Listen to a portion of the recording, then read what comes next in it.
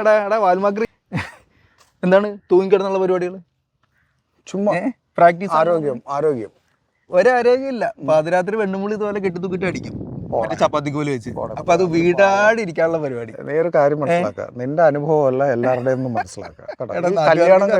കല്യാണം കഴിഞ്ഞ കുറെ മൂരാച്ചികൾക്ക് അങ്ങനത്തെ ഒരു സ്വഭാവം ഉണ്ട്. കഴിക്കടാ, നീ അനുഭവിക്കുക, അപ്പൊ കാണാണ്. അവന്റെ പെണ്ണുമ്പിള്ളയെ പോലെയാണ് നാട്ടിലുള്ള എല്ലാ പെണ്ണുമ്പിള്ളമാരും. നീ അങ്ങനെ പറയരുത്. പോടാ ഇവിടുന്ന്, നീ വന്ന കാര്യം പറ. എടാ ജിമ്മ് തുടങ്ങാൻ പോണു. ജിമ്മ? ഞാൻ നിനക്ക് ജിമ്മുമായിട്ട് എന്ത് കാര്യമാടാ? എടാ എനിക്ക് ലൈസൻസ് ഒക്കെ ഉണ്ടാ. എന്തിന്റെ? ജിമ്മ് നടത്താനുള്ള ലൈസൻസ് ഒക്കെ ഷോപ്പ് അറിയാലോ, അപ്പൊ ആർക്കും എന്തും ഉണ്ടാക്കാം. എടാ അങ്ങനെയല്ലടാ, ഇത് ഒറിജിനൽ ലൈസൻസ് ഉണ്ട്. ആണോ? അപ്പൊ അതിന് ഞാൻ അപേക്ഷ കൊടുത്തു, എല്ലാം ചെയ്തു.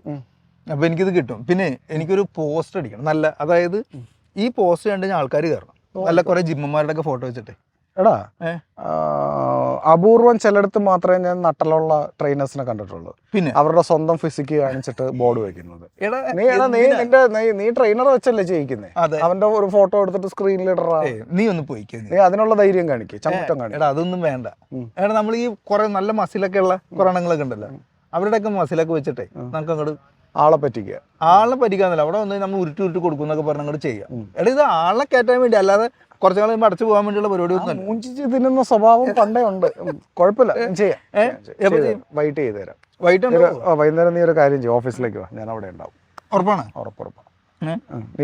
പ്രാക്ടീസ് ചെയ്തോ, രാത്രി അടിയിട്ടാണല്ലേ? പോടെ, നിന്റെ പെണ്ണുമ്പിള്ളെ പോലെ അല്ലേട്ടാ എല്ലാവരുടെയും പെണ്ണുമ്പിള്ള പറയാ.